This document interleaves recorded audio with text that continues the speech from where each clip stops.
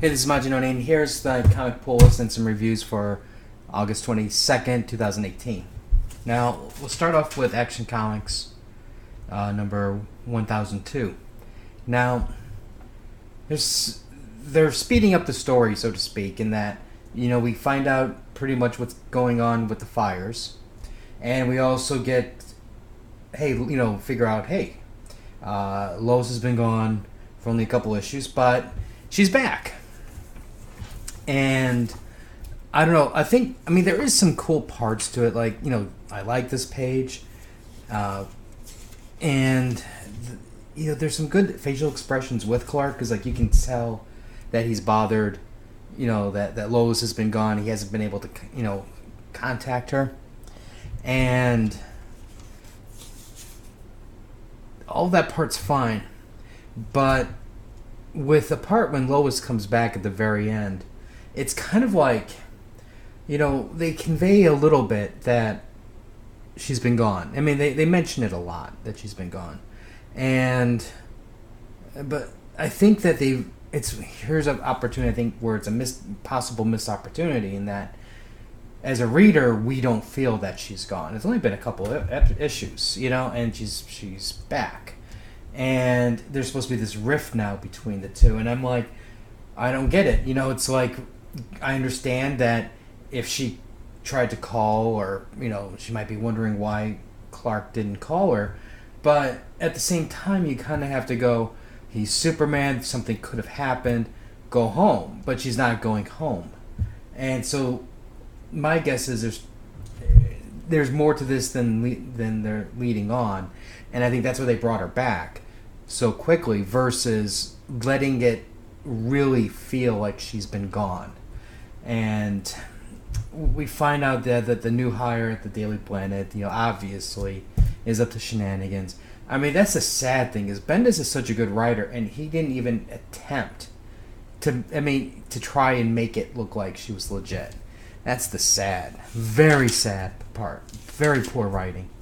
But I also think that, with Lois coming back, and then the way they kind of sped all that up, he's got a big story, and that they just wanted to throw it out there, end it, and move on. Because it doesn't really even make sense if, the father's supposed to be taking Connor and Lois on this great adventure, and they're back in a couple months type thing. It's ridiculous. Next up is Batman, King of Fear, number 1. Now, I primarily picked this one up because of Kelly Jones' art. His art in terms of horror is just phenomenal. And it's, some people might not appreciate it because, they're more used to this flashier, more super heroic style. But the way he draws eyes, the way he draws expressions, it's just really, really well done. The darkness that's in every page, look at it. I mean, with the shadowing of the Joker, it's even Batman. It's just really, really well done. And so when I saw this, I was like, yeah, I have to pick it up. Now, the story is just like every other freaking Batman story. It's Batman beats up on Joker.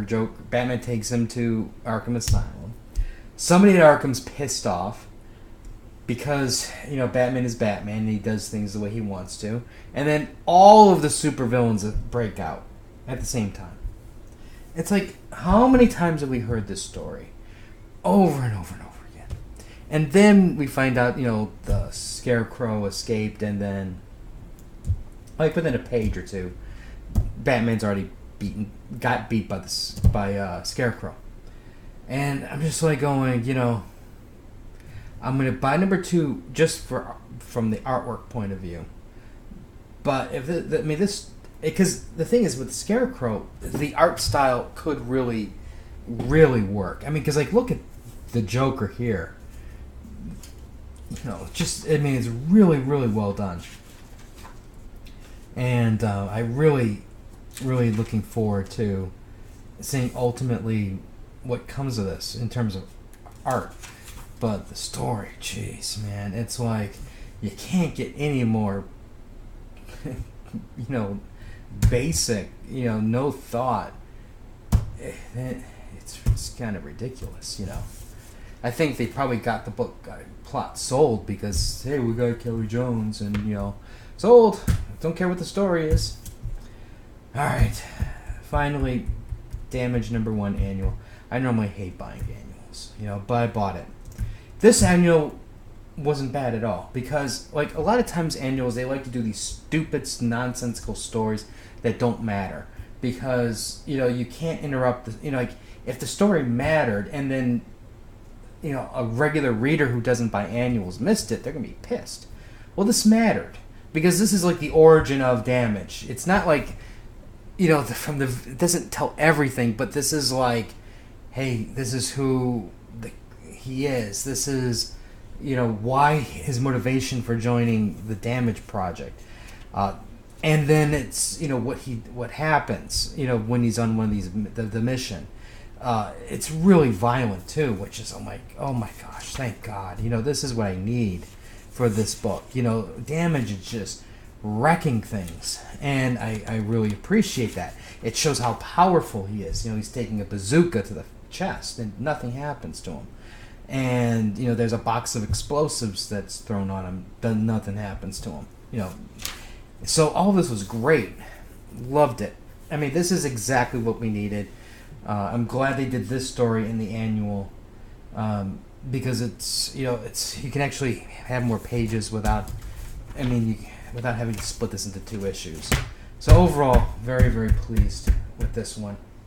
I also saw Mile 22, and you know, I was like, look, they have to travel 22 miles, and there's going to be fighting for 22 miles. How can this movie be bad? And after I witnessed this monstrosity, I realized why it's bad. You got Mark Wahlberg, who plays a character who's completely unlikable. Then you do have good fighting, like good action sequences with punching and kicking, great martial arts.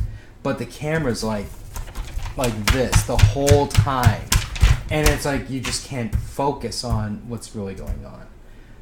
The fighting was fantastic. Loved every second of it, except for this part. And then it ends, and it ends because they think that there's going to be a sequel. And I'm like, oh. On one hand, I would like to see where that's going to go, but on the other hand, I don't know if this thing's going to make the money to earn that sequel. You know, it's backed by some Chinese company, so it depends on how well it does overseas. If it does gangbusters overseas, then yeah, we'll see the sequel. But otherwise, yeah,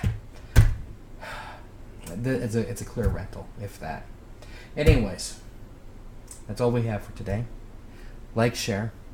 Tell me what you guys are looking forward to reading the most.